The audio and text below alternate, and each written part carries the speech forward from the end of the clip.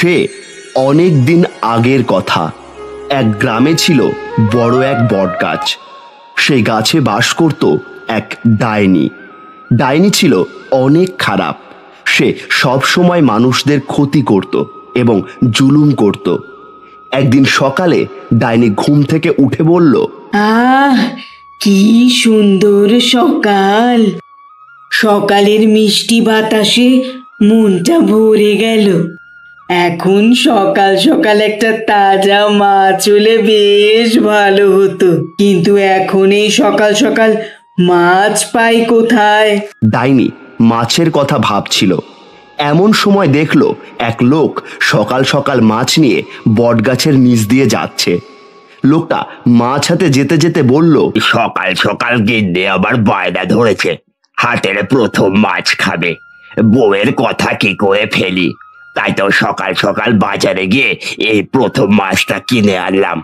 গিন্নি আমার মাছটা দেখলে বেশ খুশি হবে। বটগাছের ওপর থেকে ডাইনি লোকটার কথা শুনে বলল, এই যেন মেঘ না চাইতেই জল, মাছের কথা ভাবতেই মাছ এসে হাজির। তোর বউয়ের জন্য মাছটা কিনলেও ওই মাছ আমার পেটেই যাবে। এই বলে ডাইনি গাছ থেকে নেমে লোকটার সামনে এলো। লোকটার হাত থেকে মাছ টেনে নিতে লাগলো, কিন্তু লোকটা মাছ ছাড়লো না। ডাইনির সাথে মাছ নিয়ে টানাটানি করতে করতে লোকটা বলল, ছাড় আমার মাছ, কে কোথায় আছো দেখো, ও ডাইনি আমার মাছ নিয়ে গেল। দেখো গো, তাড়াতাড়ি আসো সবাই। অত ছাড়া, তোর এত বড় সাহস! আমাকে দেখে ভয় না পেয়ে তুই বউয়ের জন্য মাছ নিয়ে যাচ্ছিস? আমার মাছ আমি কিছুতেই দেব না, ছাড় বলছি, ছাড়।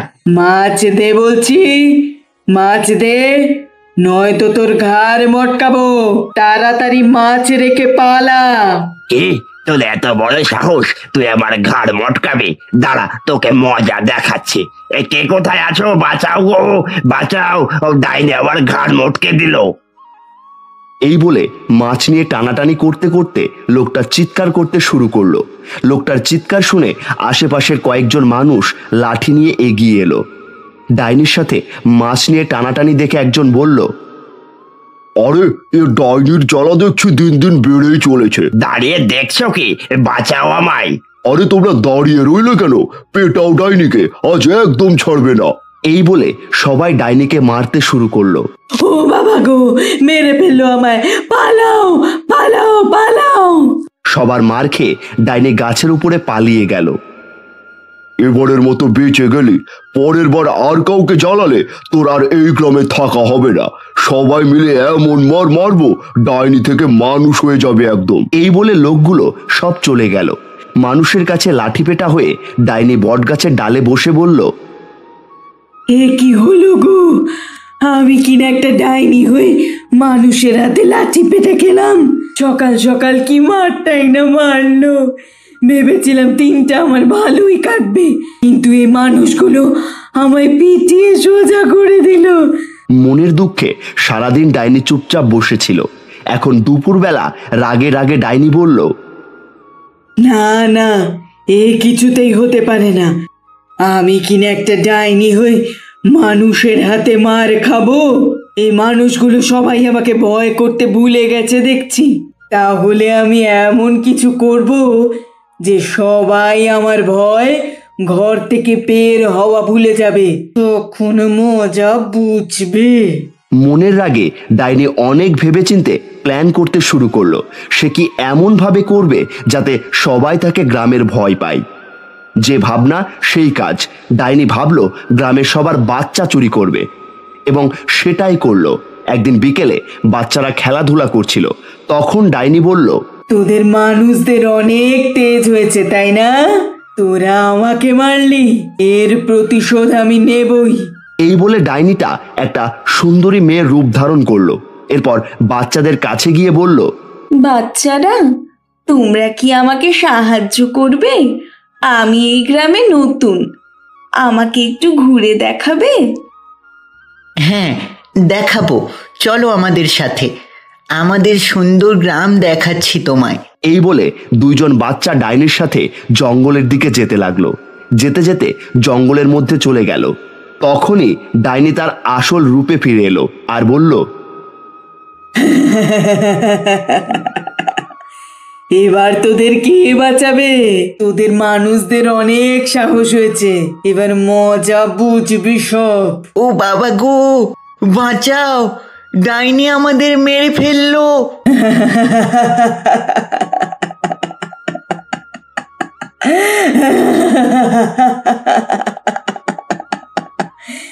কেউ আসবে না, আর তোরা শেষ। এই বলে ডাইনি বাচ্চা দুটোকে মেরে ফেললো। এদিকে গ্রামের সবাই অনেক চিন্তা করছে তাদের বাচ্চা কোথায় গেল, কিন্তু কেউ তাদের খুঁজে পেল না। পরের দিন সকালে ডাইনি বটগাছে বসে আছে। গ্রামের সবার উত্তেজনা দেখে ডাইনি বলল, সবে তো শুরু, এখনো অনেক বাকি আছে। আমি আমার মারের প্রতিশোধ নেবই নেব, গ্রামের কোনো বাচ্চাকে ছাড়বো না। এভাবেই রোজ রোজ ডাইনি মানুষের রূপ ধরে বাচ্চাদের কাছে যায় আর তাদের জঙ্গলে এনে মেরে ফেলে। দেখতে দেখতে গ্রামের সবার মনে ভয় চলে আসে। সব বাচ্চারা এক এক করে হারিয়ে যেতে থাকে। ছাড়বো না আমি কাউকেই, সবার থেকে প্রতিশোধ নেব, সবার থেকে। এর মাঝেই গ্রামের ছেলে রঘুর প্রথম সন্তান মেয়ে হয়েছে।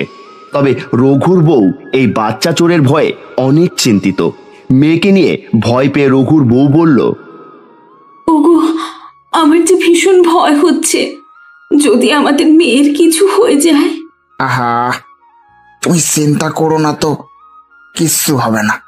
আমি আসি তো সব সময়, আমি থাকবো মেয়ের পাশে। কিন্তু শুনেছি বাচ্চা চোরটা বাবা মায়ের রূপ ধরে আসে, তখন কি করব?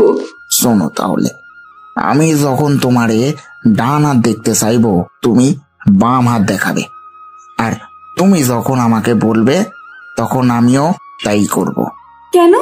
এমন কেন করব? তাহলে বুঝবো যে তুমি আর আমি আসল, অন্য কেউ নয়। রঘু ও রঘুর বউ বুদ্ধি করে রাখলো।